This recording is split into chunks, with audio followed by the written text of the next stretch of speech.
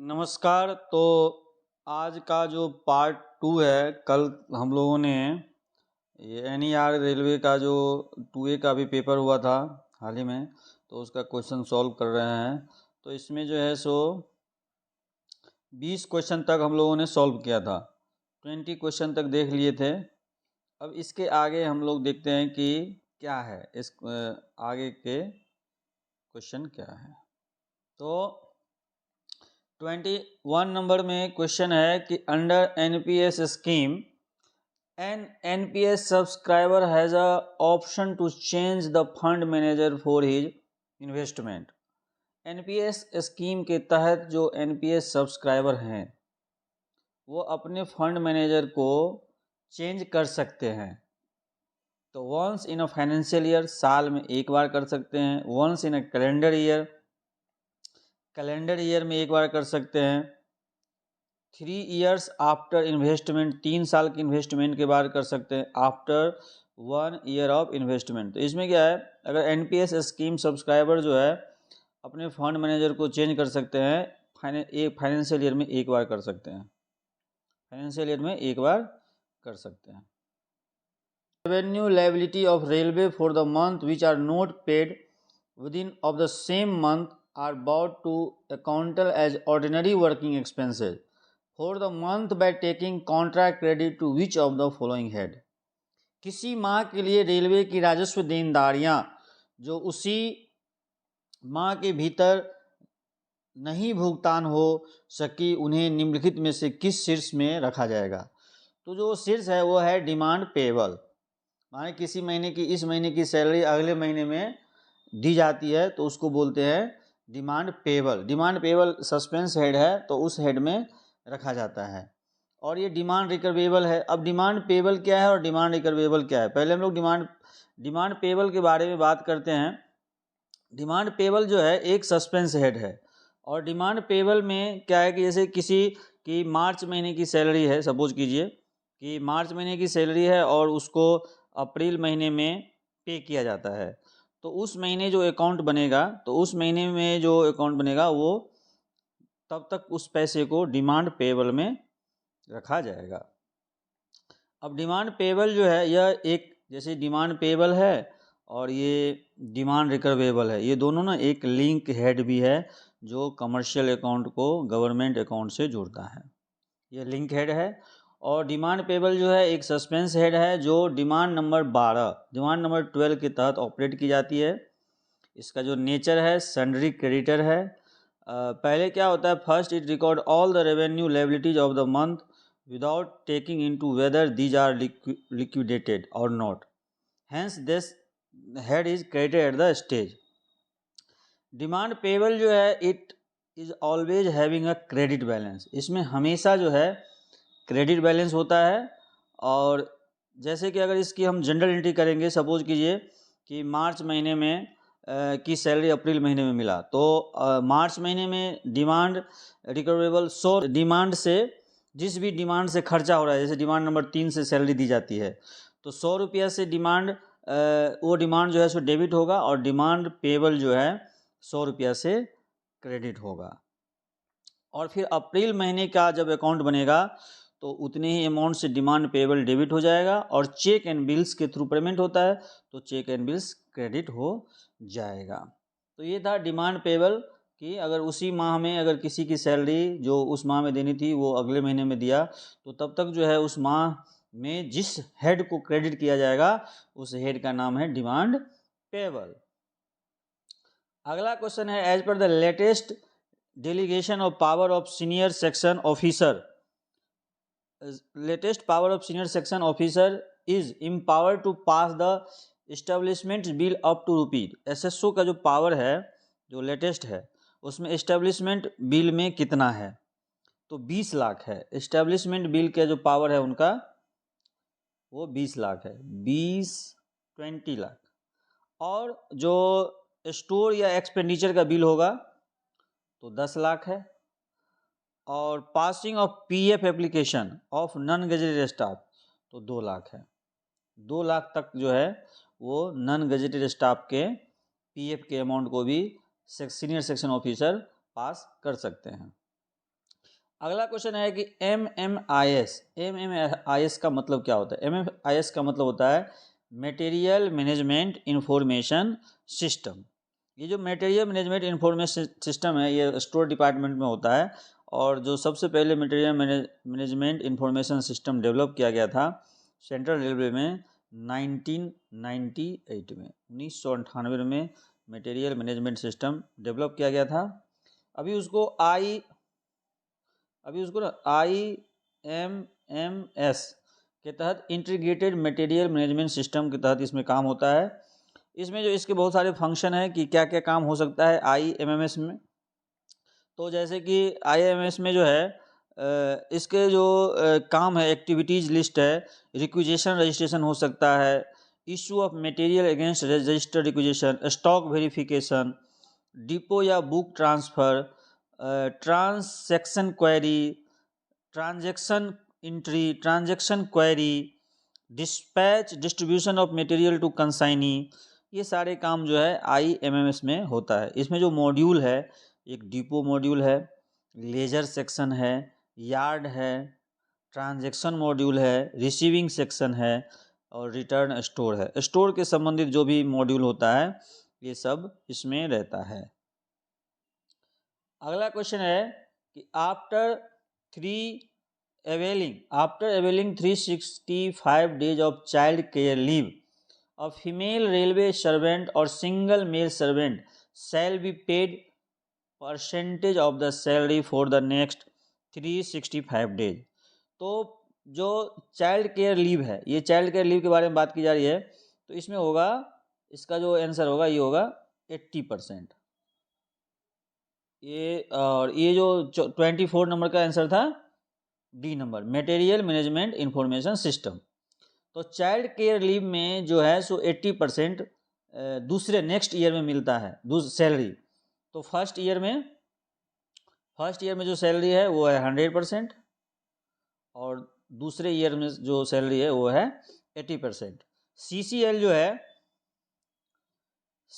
जो है वो कितने दिन के लिए मिलता है। अब CCL से रिलेटेड क्वेश्चन है भाई, CCL कितने दिन के लिए मिलता है।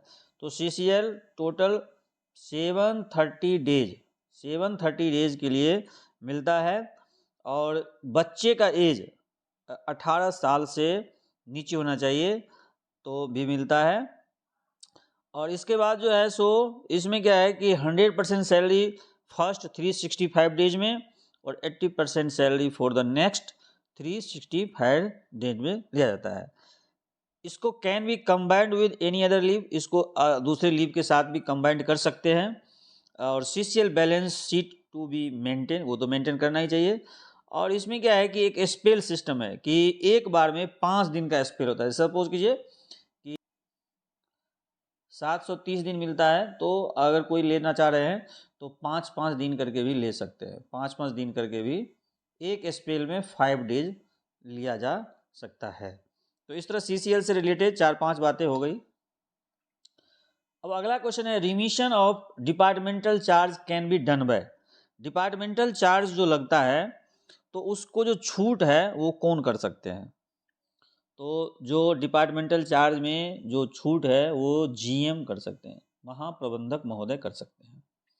तो डिपार्टमेंटल चार्ज है क्या, पहले तो ये भी जानना जरूरी है डिपार्टमेंटल चार्ज क्या है। डिपार्टमेंटल चार्ज जो है इंजीनियरिंग कोड के चैप्टर 11 में है, चैप्टर 11 में, और पैरा नंबर 1137 में है। पैरा 1137 में है। तो डिपार्टमेंटल चार्ज क्या है कि when work is undertaken by the engineering department of a railway for outside party including other railway, government department, public body and employee of the railway, departmental charge should be levied to cover the cost of tools and plants and establishment supervision। तो departmental charge क्यों लिया जाता है, ये question भी आता है कि डिपॉजिट वर्क क्या है। तो डिपॉजिट वर्क का जो परिभाषा है, डिफिनेशन है कि वही है कि जब when work is undertaken by the engineering department railway engineering department of a railway for outside party including other railway, government department, public body, employee of the railway। तो वो जो काम किया जाता है ना, उस काम को बोलते हैं डिपॉजिट वर्क, और उस काम के लिए जो चार्जेस ली जाती है उसको बोलते हैं डिपार्टमेंटल चार्ज। डिपार्टमेंटल चार्ज को रेमिशन करने का पावर जो है द जनरल मैनेजर, ये 1138 पैरा नंबर में लिखा हुआ है, 1138 पैरा नंबर में है कि the general manager may at his discretion waive wholly or partially the recovery of the departmental charges लेवियल under paragraph 1137 provide that the railway gains some advantage not necessarily financial by such remission. The reason for the remission are recorded in each case and the remission is allowed with the concurrence of the financial advisor and chief account officer, and the non-incurrence of extra charges on account of tool and plant and establishment supervision does not in itself constitute sufficient justification for the remission। चलिए अगला question है कि under which clause of GCC general condition of contract के कौन से clause में ये लिखा हुआ है कि the extension for completion of work can be granted with penalty, मतलब पेनल्टी के साथ जो है उसको काम को बढ़ाया जा सकता है। तो extension of time with liquidated damage, तो ये जो है ये है 17B, ये वाला, ये जो क्लॉज है general condition of contract works contract के लिए भी है और सर्विस कॉन्ट्रैक्ट के लिए भी है और स्टोर कॉन्ट्रैक्ट के लिए भी है। तो जितने भी रेलवे में टेंडर होता है तो सभी किस पर काम करेगा, उसके साथ क्या रूल्स रेगुलेशन चलेगा, तो उसके लिए जीसीसी है, जनरल कंडीशन ऑफ कॉन्ट्रैक्ट है।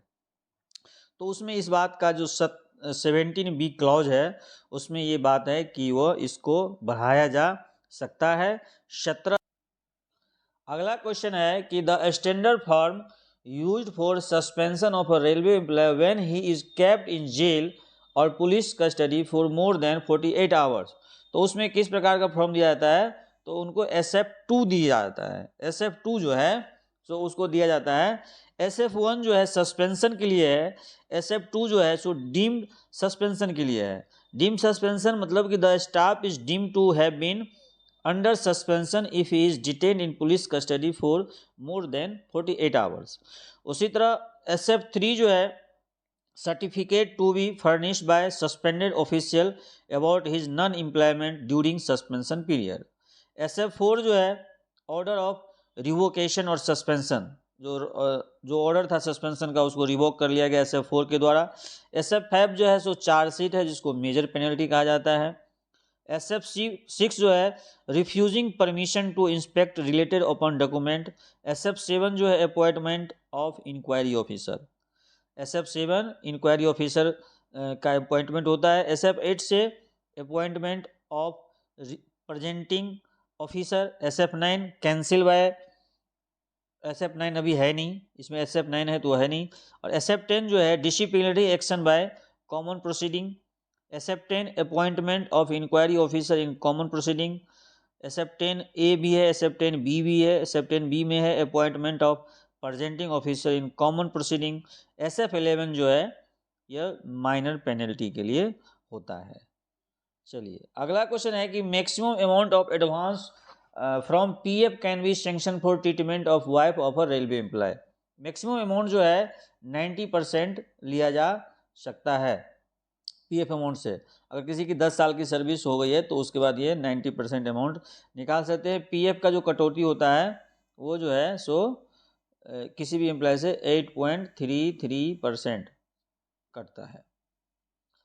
अब अगला क्वेश्चन है कि contractual payment of capital expenditure is book to which primary unit.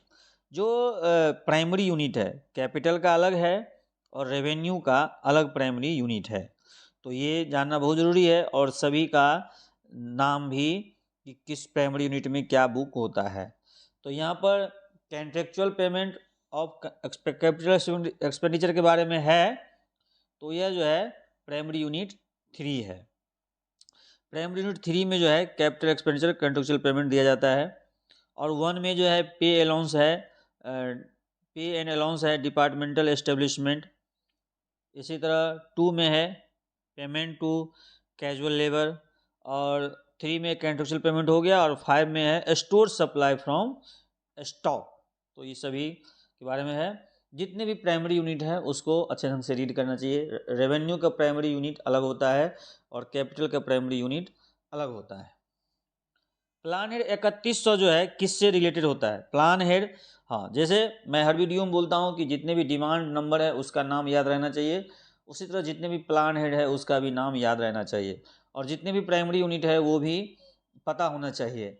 इससे क्या है कि हमारा बेसिक नॉलेज यही है जानने का। तो 3100 जो है प्लान हेड वो ट्रैक रिन्यूअल के लिए है। अब जैसे यहाँ पर 11 है तो 11 न्यू लाइन है, और ये न्यू लाइन का जो है 11 है। अब गेज कन्वर्जन है तो गेज कन्वर्जन का 14 है, और डबलिंग का 15 होता है, डबल लाइन का 15 है। चलिए, in which demand the salary of hospital staff is charge. जैसे हमने अभी चर्चा किया कि जितने भी डिमांड नंबर है उसका नाम पता होना चाहिए, तो अभी इस चीज़ से रिलेटेड जो क्वेश्चन भी आ गया। तो किस डिमांड में हॉस्पिटल स्टाफ का चार्ज होता है? तो डिमांड नंबर 11 में हॉस्पिटल स्टाफ का चार्ज किया जाता है। डिमांड नंबर 4 जो है repair and maintenance of permanent way है। कि budget estimate is related to the year. Budget estimate जो है किस ईयर के लिए रिलेटेड होता है? For the current financial year. Budget estimate जो है जब भी बनेगा तो वो related to the next financial year के लिए होगा, नेक्स्ट फाइनेंशियल ईयर के लिए, क्योंकि बजट बनेगा इस साल का, इस साल जो बजट बनता है वो अगले साल यूज में आता है। अगला क्वेश्चन है कि who issue the station inspection report to. Station inspection report कौन इशू कर देंगे? एसएसओ तो करेंगे नहीं, अकाउंट असिस्टेंट तो करेंगे नहीं, तो कौन करेंगे? ट्रैफिक इंस्पेक्टर होते हैं, ट्रैफिक इंस्पेक्टर टीआईए जो है वो करते हैं इसको इशू। अगला क्वेश्चन है 35 नंबर में, which transaction of the following are not of part of stock adjustment account. Stock adjustment account क्या है? Stock adjustment account store suspense का एक पार्ट है। स्टोर सस्पेंस जैसे purchase suspense, sale suspense, store in stock, stock adjustment account. और तो इसमें जो है सो स्टॉक एडजस्टमेंट अकाउंट में क्या क्या इसमें बोल रहा है कि फॉलोइंग इज नॉट पार्ट, कोई कौन सा जो पार्ट नहीं है। तो difference between ledger balance and ground balance discover during departmental stock verification, तो ये पार्ट में है। Difference between ledger balance and ground balance discover by during stock verification, तो ये भी पार्ट में है। Difference arise due to revaluation of stock due to market fluctuation of purchase stock, ये भी है। All of the above are part of stock adjustment account, तो इसमें सभी जो है ना इसके हिस्से हैं, ये सभी है इसके हिस्से। What is the nature of closing balance of purchase suspense. Purchase suspense और सेल्स सस्पेंस दोनों के जो क्लोजिंग बैलेंस का नेचर है वो क्रेडिट होता है, क्रेडिट होगा। डेबिट बैलेंस तब होता है जब एडवांस पेमेंट दिया जाएगा परचेज सस्पेंस के तहत, किसी सप्लायर को एडवांस पेमेंट दे दिया तो उसको उसमें डेबिट होगा परचेज। 37 नंबर क्वेश्चन है, which of the following is not a part of rate agreement. Rate agreement में क्या होता है? रेट कॉन्ट्रैक्ट है और रनिंग कॉन्ट्रैक्ट है। तो रेट कॉन्ट्रैक्ट में जो है रेट सिर्फ फिक्स रहता है, कंप्लीशन पीरियड तो फिक्स रेट और रनिंग में भी रहेगा, और परफॉर्मेंस गारंटी तो लगेगा।